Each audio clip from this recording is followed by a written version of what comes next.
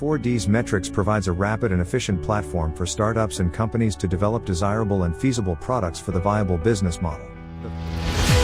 With the 4Ds Metrics approach and tools, define to understand the customer's needs and find possible solutions while considering the entire solution space. Design a detailed design of the proposed solution and shape the products or services' desirability and feasibility.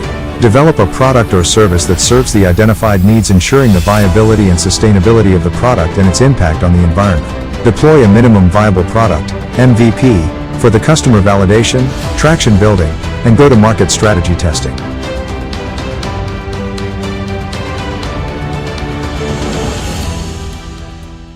Now, today we're talking about product development process.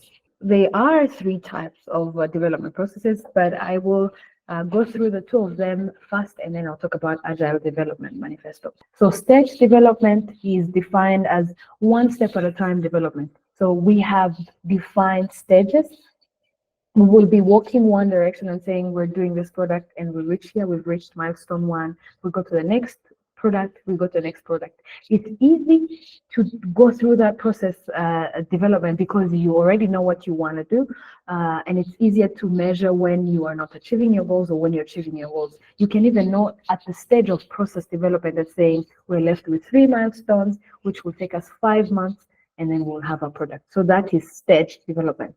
Now, spiral development is a combination of iterative. So you keep going in circles that we could probably call the same examples that are in the design thinking. An example is you have the idea, which we already have in the ideation stage defined, and then we have the prototype, and then you test the product. They give you feedback, customers, and then you come back again, or you meet as a team and brainstorm one more time and say, we had talked about adding a handle to this product, but it's not working. The metals are not attaching to the wood, let's say, or they're not attaching to the clay. And then you brainstorm again, you go to development. So you are going in 2 circles until you think the product is ready, put to a test, basically.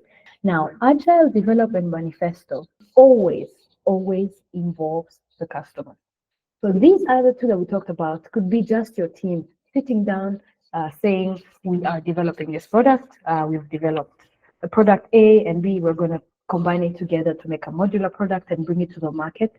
And then any feedback that you're getting is internal. Spiral development, meetings, development, testing, meeting, development, testing, especially let's say for software. You're working on a software and every time you test it, maybe it runs and there's an error, something like that. But the agile development, it is, you could say it's in the stages or it's spiral, but we are going to involve the customers. This is where it's different.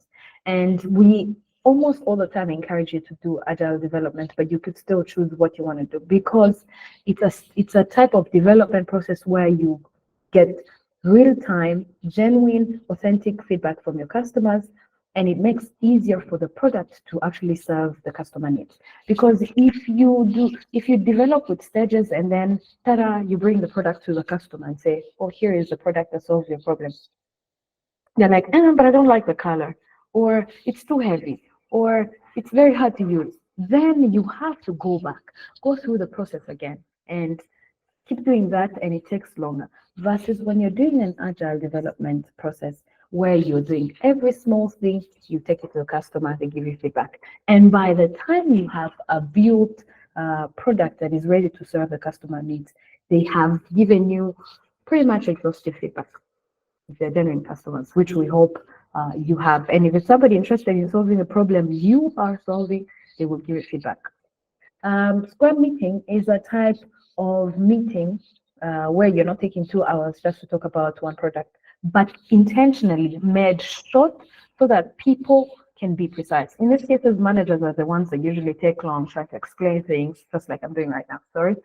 But I am talking about 15 minutes of every day or every other day that helps you to plan as a team what you're going to be doing the next 24 hours.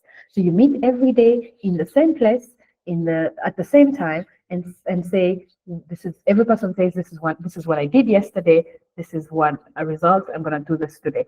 so that every person knows what every other person is doing, and so that you learn where a person is being challenged earlier on so that you can help them.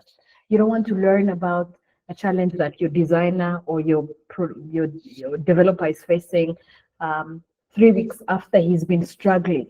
Maybe you would have provided help before, maybe you would have encouraged them or given them rest so that they come back refreshed. So these Scrum meetings, 15 minutes, same time, same place every day so that you can reduce logistics and you're just doing sharp feedback, like very fast updates.